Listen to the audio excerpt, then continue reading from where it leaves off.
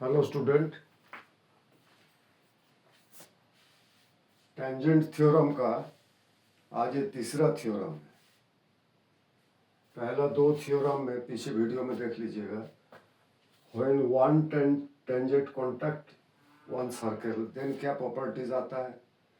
दूसरा में है एक एक्सटर्नल पॉइंट से जब दो टेंजेंट आकर के टच करता है एक सर्कल में तो उसका क्या प्रॉपर्टीज निकलता है, ये मेरा पीछे वीडियो में दिया हुआ है। आज टेंजेंट प्रॉपर्टी का ये है कि when two circle touch then क्या होता है। If two circles touch then the point of contact lies on the straight line joining their centre.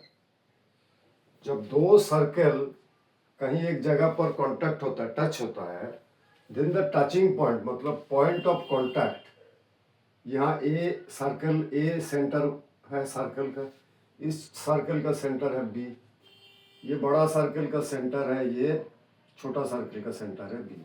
ये दो पिक्चर आप लोगों के पास में है।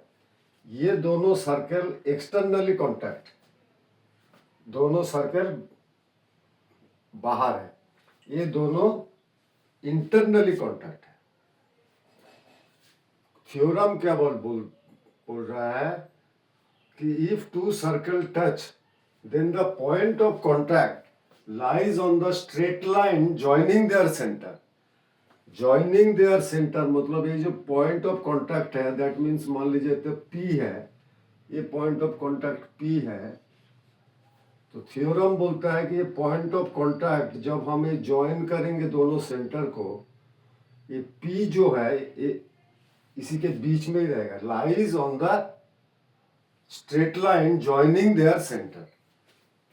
तो इस सेंटर में जब इसको ज्वाइन करेंगे तो P lies on the centre, तो मतलब P जो है ए बी के A B P is a straight, मतलब क्या हम लोग को प्रूव करना है कि A P B is a straight line और यहाँ पर P B A is equal to straight line, A is a straight line, यही प्रूव करना है।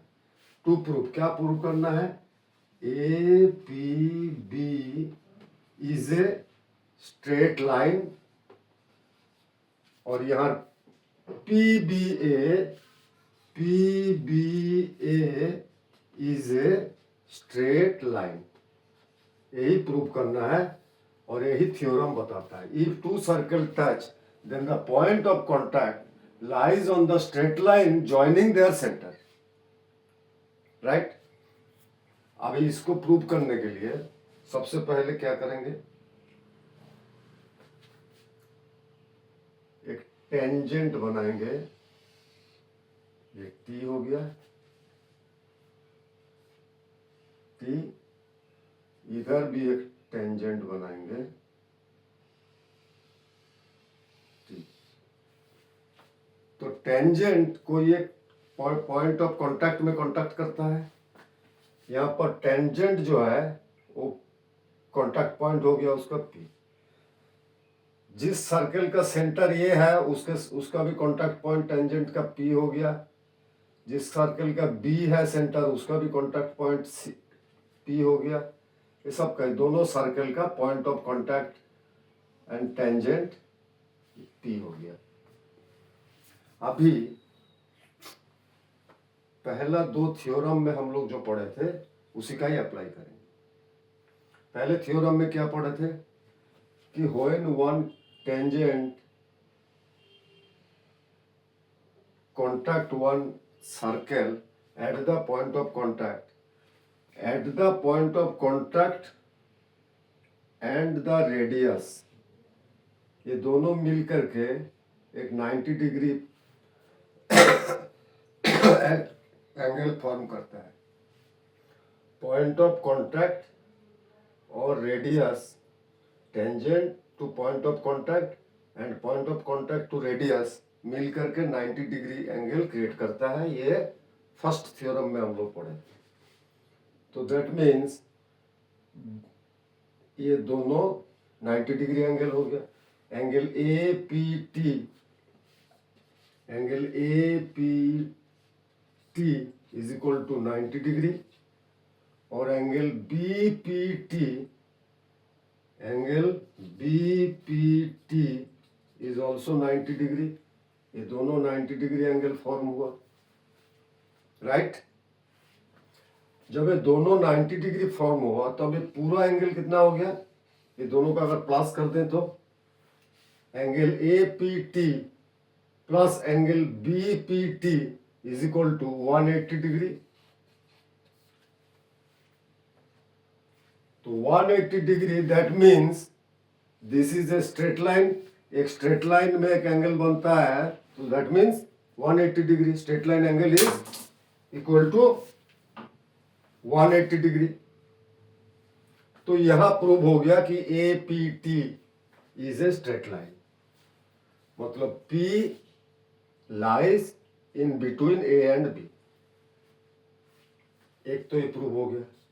जब दोनों सर्कल एक्सटर्नली टचेस है, एक्सटर्नली, इसमें क्या है कि दोनों सर्कल इंटरनली टच, तो इंटरनली इसको भी हमको प्रूव करना है कि P B T is a straight line. तो इसमें भी वही थ्योरम करेंगे। कैसे? Tangent to point of contact and point of contact to radius मिलकर के 90 डिग्री एंगल क्रिएट करता है। ये पीछे वाला वीडियो में देख लीजिएगा कि एक नंबर जब वन टेंजेंट आकर के पॉइंट ऑफ कॉन्टैक्ट से उसका रेडियस तक में 90 डिग्री एंगल फॉर्म करता है। तो इसमें हम लोग को क्या मिल रहा है, angle A P T, angle A P T is equal to 90 degree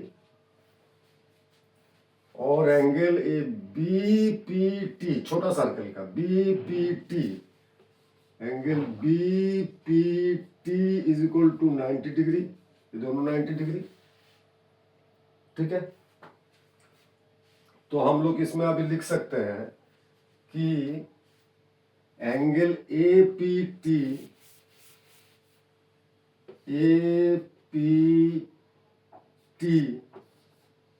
is equal to angle B P T is equal to 90 degree. ये लिख सकते हैं, एंगल ए पी टी और angle B P T is equal to 90 degree. अभी prove करना है कि P B A is a straight line, ठीक है। दूसरा थ्योरम में ये बोला गया था कि जब एक पॉइंट पे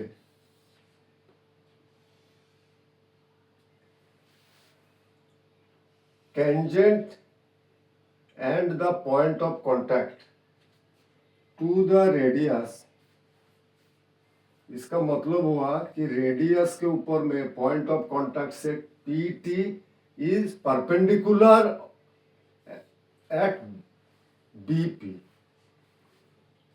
ये दोनों परपेंडिकुलर होता है तभी जाके 90 degree form 90 degree angle create होता है। एक लाइन जब दूसरे लाइन के ऊपर में आकर के परपेंडिकुलर होता है तभी एक 90 डिग्री एंगल क्रिएट होता है। तो पीछे थ्योरम में हम लोग पढ़े थे कि ये पॉइंट ऑफ कांटेक्ट और टू रेडियस, तो ये पॉइंट ऑफ कांटेक्ट में क्या लिख सकते हैं कि T P is perpendicular of B P या पी या A P is perpendicular of P T.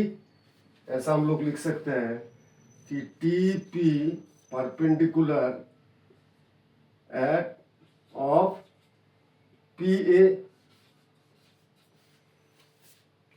या लिख सकते हैं P A perpendicular of T P. कोई लाइन का कोई भी लाइन में किसी एक पर्टिकुलर पॉइंट पर एक ही परपेंडिकुलर बन सकता है। ये पीछे थ्योरम में पढ़े थे। तो अगर ये परपेंडिकुलर है, TP is perpendicular to PB, that means PBA is a straight line. क्योंकि P के ऊपर PT परपेंडिकुलर है, that means PBA is a straight line. P is lies in the line PBA. P lies in the line PBA. ये भी prove हो गया. बच्चों ध्यान से पढ़ना, आराम से समझ लेना है. दो पिक्चर है, एक एक्सटर्नली ज्वाइन है, दो सर्कल एक्सटर्नली ज्वाइन है, दो सर्कल इंटरनली ज्वाइन है. इसमें जो थ्योरम मिल रहा है कि जब दो सर्कल एक ही पॉइंट में टच करता है, then the point of contact is always lies in between the line which is joining their center. The point of contact is lies in between, in the line joining their center. ये theorem.